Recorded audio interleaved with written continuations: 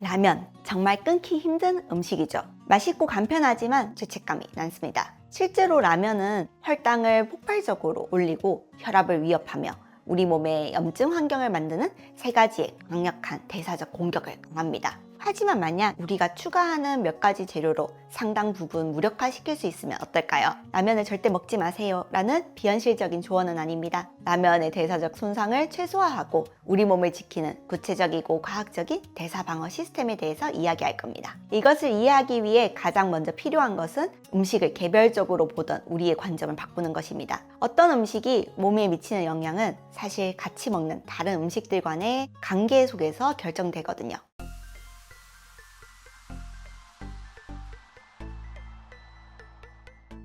안녕하세요. 건강정보를 분석하고 플랜을 세워드리는 이웃지타터 이승은입니다. 라면이 우리 몸에 가하는 세 가지 공격에 대해서 자세히 알아볼까요? 첫 번째는 혈당을 폭발적으로 올리는 정제 탄수화물이고, 두 번째는 혈압을 위협하는 과도한 나트륨, 그리고 세 번째는 온몸에 염증을 일으킬 수 있는 가공지방입니다. 이 세 가지 문제는 우리 몸속에 복합적인 대사 문제를 일으켜요. 첫 번째 문제는 바로 혈당 스파이크입니다. 라면의 주재료인 하얀 밀가루면은 우리 몸에 들어가자마자 굉장히 빠른 속도로 포도당, 즉 설탕으로 변해요. 이 때문에 밥을 먹고 나서 혈당이 아주 짧은 시간 안에 급격하게 치솟는 현상이 일어나게 되죠. 실제로 라면 한 봉지의 혈당 부하가 평균 51.7 정도 되는데요. 이 수치가 20만 넘어도 높다라고 보는데 50이 넘는 것은 정말 어마어마한 충격인 셈입니다. 이렇게 갑자기 포도당이 쏟아져 들어오면 우리 몸의 췌장은 다량의 인슐린을 분비하기 시작해요. 이 포도당을 어떻게든 세포 안으로 밀어 넣으려고 하죠. 진짜 문제는 이런 과정이 자꾸 반복될 때 생겨요. 계속해서 높은 포도당 환경이 유지되면 췌장은 이를 처리하기 위해 인슐린을 계속 많이 분비하게 됩니다. 이렇게 지속적으로 높은 인슐린 농도에 노출된 세포들은 점점 인슐린 신호에 둔감해지는데 인슐린 저항성의 시작입니다. 결국 췌장은 똑같은 혈당을 처리하기 위해 점점 더 많은 인슐린을 쥐어짜내야 하고, 그러다 언젠가는 췌장이 이제 일을 못하겠다 하는 기능 부전으로 이어질 수 있는 과정이 시작되는 거죠. 두 번째 문제는 과도한 나트륨입니다. 보통 라면 한 봉지에는 나트륨이 평균적으로 1780mg 들어있어요. 이게 어느 정도로 하면 WHO에서 하루에 이만큼만 먹으라고 권장하는 양 2000mg의 거의 90%를 한 끼에 다 먹어버리는 거예요. 이렇게 갑자기 많은 나트륨이 들어오면 우리 몸은 즉시 균형이 깨지면서 혈액량은 늘고 혈압은 올라가게 됩니다. 하지만 더 근본적인 문제는 만성적으로 짜게 먹는 습관이 혈압 조절 시스템도 교란시킨다는 점입니다. 겉으로 보기엔 시스템이 안정된 것처럼 보여도 심장이나 신장, 혈관 같은 장기들 내부에서는 고혈압과 조직 손상을 일으키는 나쁜 과정들이 조용히 진행될 수 있다는 뜻이에요. 세 번째 문제는 염증 유발입니다. 라면은 우리 몸의 염증 반응을 촉진하는 두 가지 핵심 성분을 공급해요.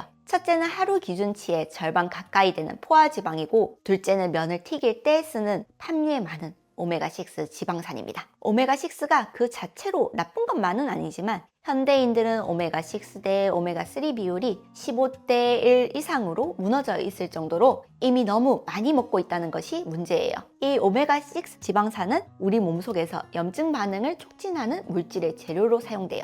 여기에 혈당 스파이크로 인한 산화 스트레스가 염증을 유발하면 이 성분들이 염증 반응을 증폭시키고, 나트륨으로 인한 혈관 스트레스는 상황을 더욱 악화시킵니다. 결국 이 세 가지는 각각의 문제뿐만이 아니라 서로 얽혀서 염증 반응을 연쇄적으로 증폭시키는 것입니다.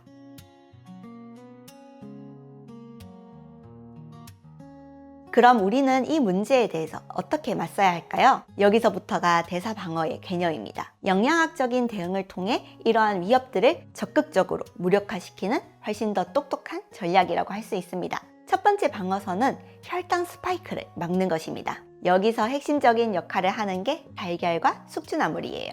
큼직한 달걀 2개에는 약 13g의 좋은 단백질이 들어있는데요. 탄수화물보다 단백질을 먼저 먹으면 이 단백질이 우리 장에서 위장 운동을 천천히 하게 만들고 인슐린 분비를 조절하는 인크레틴 호르몬을 내보내요. 한마디로 포도당이 혈액으로 흡수되는 속도를 늦춰주는 거죠. 여기에 숙주나물 한 줌을 더하면 약 1.8g의 식이섬유를 보충할 수 있어요. 숙주 속 식이섬유는 장 속에서 끈적끈적한 젤을 만들고 탄수화물이 혈액으로 흡수되는 걸 물리적으로 늦춰줍니다. 또 다른 강력한 무기는 식초예요. 식초의 아세트산 성분은 탄수화물 소화 효소의 작용을 방해해서 혈당 상승 속도를 한 번 더 늦춰주거든요. 이렇게 단백질, 식이섬유, 식초 이 세 가지가 힘을 합치면 감당하기 힘든 혈당 스파이크를 관리 가능한 수준까지 바꿔주는 거죠. 두 번째 방어선은 나트륨 부담을 없애는 것입니다.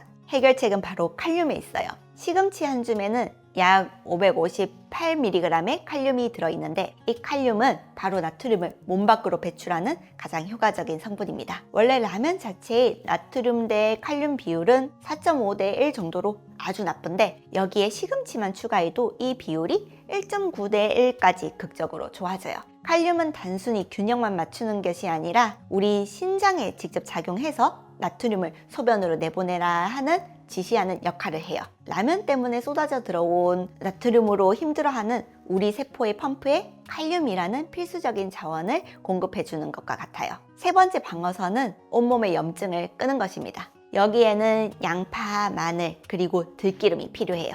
양파의 케르세틴과 마늘을 으깰 때 나오는 알리신 성분은 염증이 시작되는 것 자체를 원천적으로 막아주는 거죠. 특히 마늘의 알리신은 열에 약하기 때문에 조리 마지막에 으깬 생마늘을 넣는 게 가장 효과적입니다. 마지막으로 들기름 한 스푼은 좋은 오메가3 지방산을 풍부하게 공급해줘요. 라면의 나쁜 오메가6와 좋은 오메가3가 우리 몸 안에서 서로 경쟁하게 만들어서 결과적으로 염증을 일으키는 물질이 덜 만들어지게 하는 거죠. 우리 몸의 상태를 염증 모드에서 항염증 모드로 바꿔주는 전략입니다.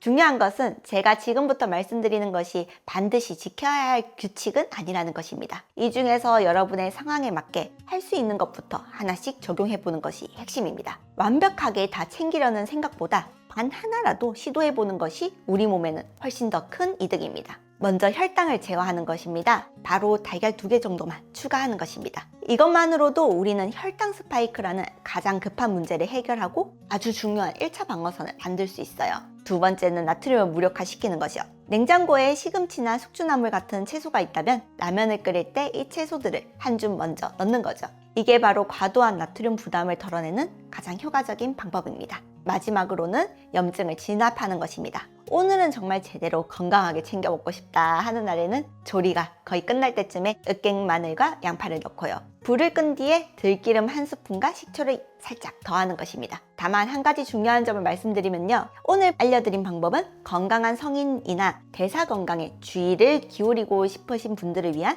피해 최소화 전략입니다. 만약 현재 당뇨병이나 고혈압 등으로 진단받고 약을 복용 중이시라면 라면과 같은 고탄수화물, 고나트륨 식품 섭취 자체를 자제하는 것이 원칙입니다. 개인의 건강 상태에 따라 식단 관리는 훨씬 더 정교하게 이루어져야 한다는 점을 꼭 기억해 주시기 바랍니다.